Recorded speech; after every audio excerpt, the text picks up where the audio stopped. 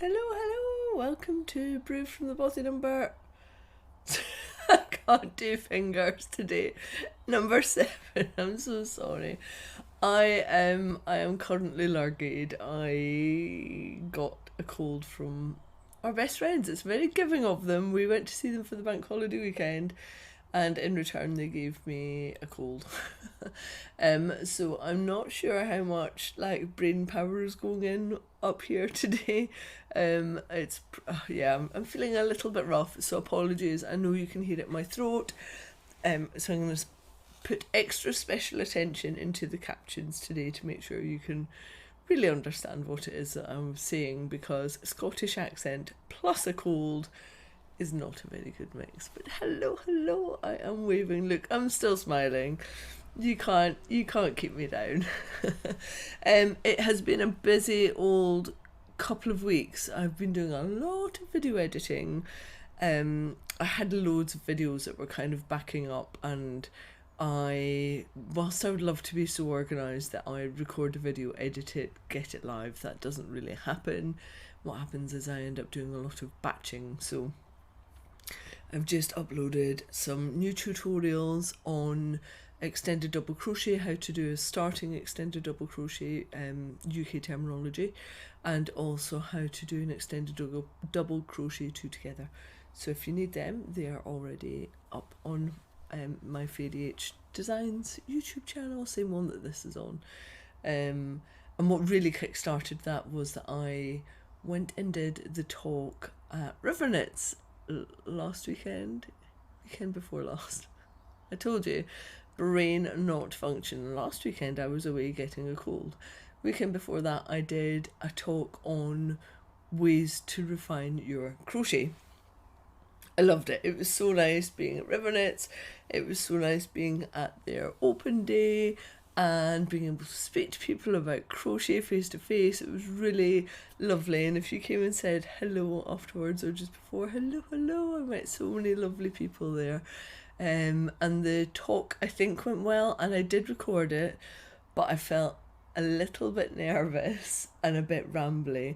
And so what I've done while I've been doing all of my video editing is I've actually just re-recorded it and expanded it a little bit and made a mega blog post out of it as well, which kind of fires you off to loads of other blog posts and resources for you to go and investigate. So what it is now, rather than just being ways to refine your crochet, it is now 7 ways to refine your crochet, and I go into techniques, some of my favourite stitches to use, colour pooling, yarn blends, the twist on your yarn, all sorts of really good information on how you can elevate your crochet to the next level. There's a whole bit in there on choosing yarn colours as well. And like I say, that blog post goes into a little bit of detail on all of them, and then it fires you off out to all of my other resources. So I'll link that below in case you want to have a look at it. As I am recording this, I still need to finish off the captions for that, but what I'm hoping, if my magic wand and my cold allows it, I am going to finish up that video. So when this video ends, the next video that you'll get on the end card at the end of the podcast will be the 7 ways to refine your crochet.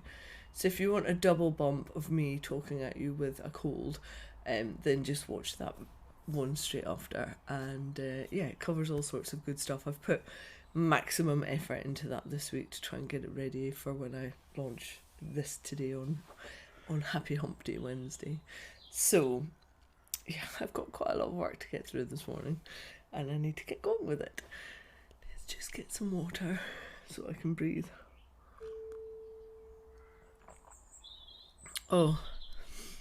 So because there's been so much video editing going on, there hasn't been loads and loads of crocheting or knitting, sadly. And also going down south meant that I did all the driving, so I did about 10 hours of driving over the weekend, which usually Matthew would do some of it and I'd get lots of crochet time in, but that didn't happen this time. But first up, what am I wearing? This is the first outing of my beautiful smock sweater. This is in the Yarnsmith's new mohair, and I held it double. and it's just chilly enough here that I wanted to put a jumper on today. So this is lightweight enough but warm enough that it's just doing the trick. I think holding floof double might be one of my new favourite ways of knitting and crocheting. I need to test it with crocheting, but I don't see why it wouldn't work properly. But I'm loving the weight of this and that it's so light but actually warm. So if you haven't tried it, give double floofing a bit of a go and see how you get on with it. But what I have done, now that I'm on from what I'm wearing, is I've managed to get quite a lot of work in on my kin cardigan. I've placed it on my mannequin clod just so you can visualise a little better how the actual piece works up. Kin is done in one piece, so if I take this off, what hopefully you'll be able to see is that this is a sleeve, but it just hasn't been sewn up yet. So that's the sleeve, it comes up and over, and it will be seamed all the way down here, which means that if I actually put it on, that might be a better way of doing it. This will be seamed all the way down, which means that this length here is the beginning of the front panel and the back panel. So I'm probably about maybe 2 or 3 row repeats from getting far enough over that I'm ready to split for the front and the back so that I can get the detailing on the neck done properly. That's the bit that I might need to like rip back, try again, because I really want to get it right. But you can see how the piece is going to work, because it will split at the front, split at the back, and then when it gets back over to this side, this long piece will be mirrored so that it will then come on this side as still as one piece, and then the second arm will be made, and then it all gets seamed up, and then there's a collar to add on afterwards to bring the height up and make it a really warm but hopefully quite elegant cardigan. So I still have a lot of work to do on this, but my deadline for the journal isn't until the beginning of July, and I'm well underway with it, so I feel quite good about it. I also think my afternoon might just have to be spent, imagine I might just have to go to the living room and work on this and chill out a little bit and doze and maybe watch some of my absolute favourite movies like Last of the Mohican and Dirty Dancing and maybe Braveheart. They're like my go-to if I'm ever not feeling 100% and I just need a little chill out. They're like my favourite 3 movies, that and Ibiza, which is rude as anything and I love it, but we watched that the other night, so I can't do Ibiza again. But yeah, I might be in front of Dirty Dancing later this afternoon. So progress is being made. Maybe let's not sign up to where I'll be in 2 weeks' time, because I have no idea how long I'm going to be ill for. But I'm going to get some more rows on this afternoon and see where it takes me to. I love this colour. This Fjord colour from Hazel's Aister is just amazing.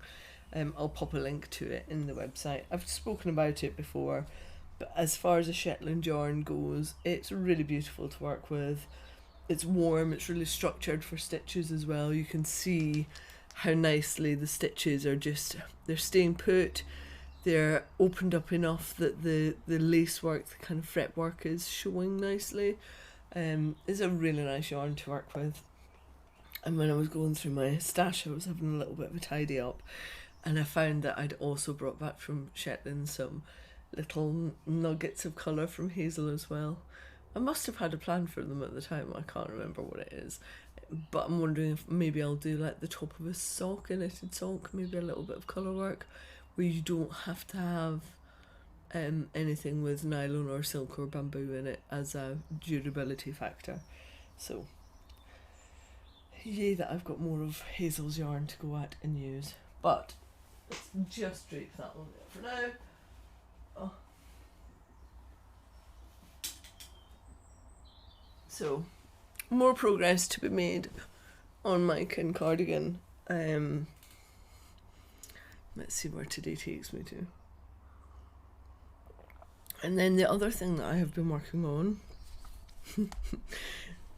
and ripped out and worked on and ripped out, sometimes that's just the way projects go, is the Astrid Sweater, which is a knitting for olive pattern. It's really not going to look like anything much from here, but oh my word, it smells so sheepy.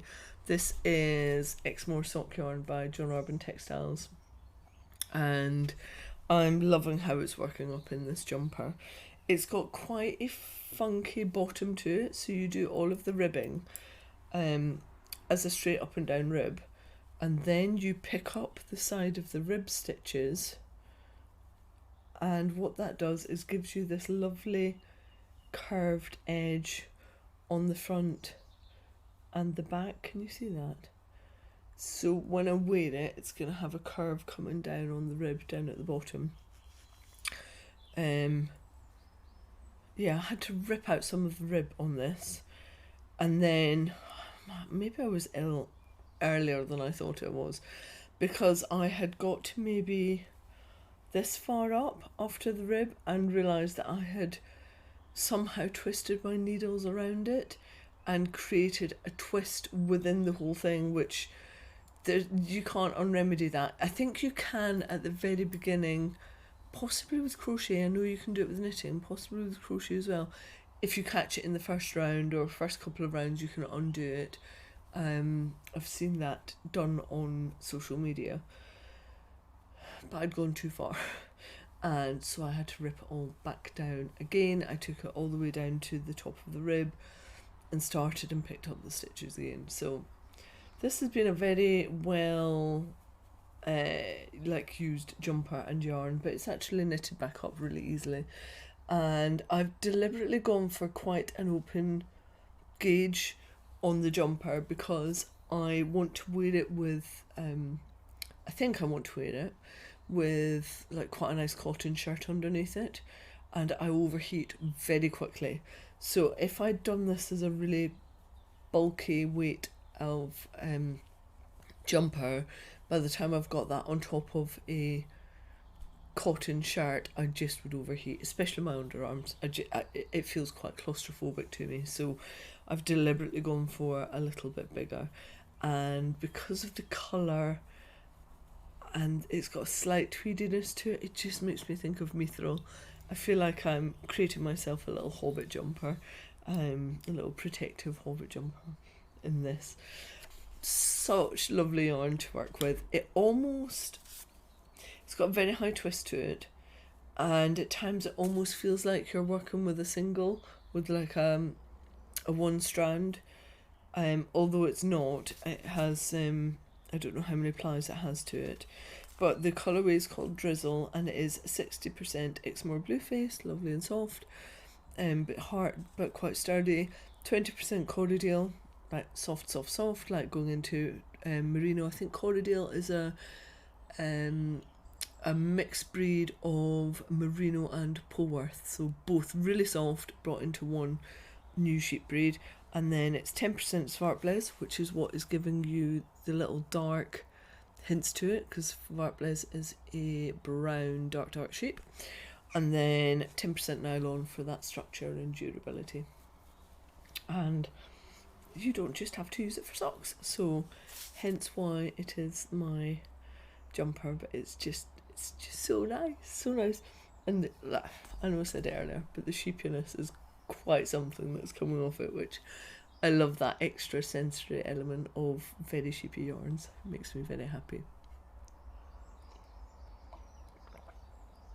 Right, another slurp. I feel like I'm racing through this today because just because a mill in my brain isn't working properly. So apologies, this might be a slightly shorter one.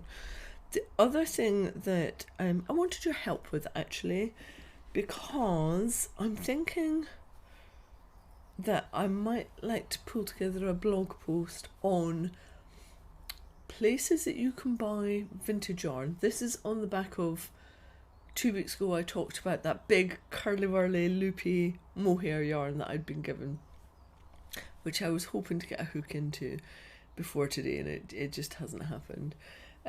But that got me thinking about vintage yarn, buying vintage yarn. What are the pitfalls? Where do you even buy, even if it's not vintage, where do you buy secondhand yarn from? I really enjoy buying secondhand yarn, but it does come with some caveats. You know, you've got the risk of carpet beetles, moths, little beasties and creepy crawlies being in there. And you also run the risk of not actually knowing what the blend is sometimes. I've had that before.